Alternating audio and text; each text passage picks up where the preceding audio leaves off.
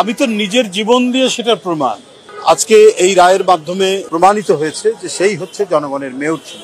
আদালত সুবিচার করেছে এই মুহূর্তে, এই জন্য যে গণতন্ত্রের জন্য লড়াই এবং যে গণতন্ত্র সুবিচার ন্যায় বিচার নিশ্চিত করে সেটার পথে এখন আমরা এগিয়ে যাচ্ছি ফ্যাসিবাদের পতনের পথ। সেক্ষেত্রে আমি মনে করি আদালতের এই রায় গণতন্ত্রের পক্ষে এবং সুবিচারের পক্ষে একটা বিরাট বড় ধরনের রায়। আজকে এই রায়ের মাধ্যমে প্রকৌশলী ইশরাক প্রমাণিত হয়েছে যে সেই হচ্ছে জনগণের মেয়র ছিল, জনগণের অন্তরের মেয়র ছিল সে, এবং সেই হিসেবেই তার এই সুবিচার পাওয়া গেছে। এখন পরবর্তী যে কার্যক্রম সেটি হলো যে আমরা দলের প্রধানতম নেতা জনাব তারেক রহমান সাহেবকে এটা অবহিত করা হবে। অবহিত করার পর পরবর্তী কার্যক্রম শুরু করা হবে। সে শপথ নেওয়ার বিষয় এবং অন্যান্য যে প্রক্রিয়াগুলো আছে সেই প্রক্রিয়াগুলো শুরু হবে। নিঃসন্দেহে যদি সে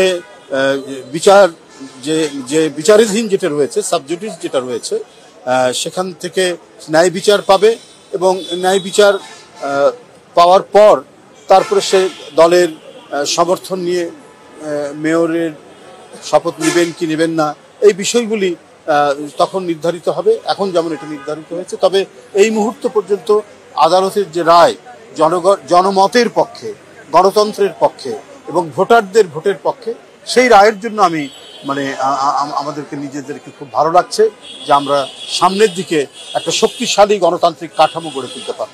আমি তো নিজের জীবন দিয়ে সেটার প্রমাণ। প্রকৌশলী ইশরাক এবং তাবিদ আউয়ালের নির্বাচনে আমি ব্যক্তিগতভাবে সন্ত্রাসী হামলার শিকার হয়েছি। কারণ বাজারে ধারালো অস্ত্র নিয়ে আমার উপরে করা হয়েছে, হামলা করেছে।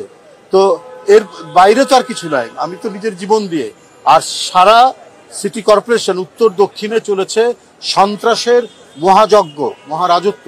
ও যেটি বলেছে, ইশরাক যেটি বলেছে যে 9টার মধ্যে সব ভোট শেষ, বন্ধ করে দিয়েছে, পোলিং এজেন্টদেরকে বের করে দিয়েছে এবং সাধারণ ভোটাররা লাইনে দাঁড়াতে এসে তারা সন্ত্রাসী পরিস্থিতি থেকে তারা সব ফেরত গেছে।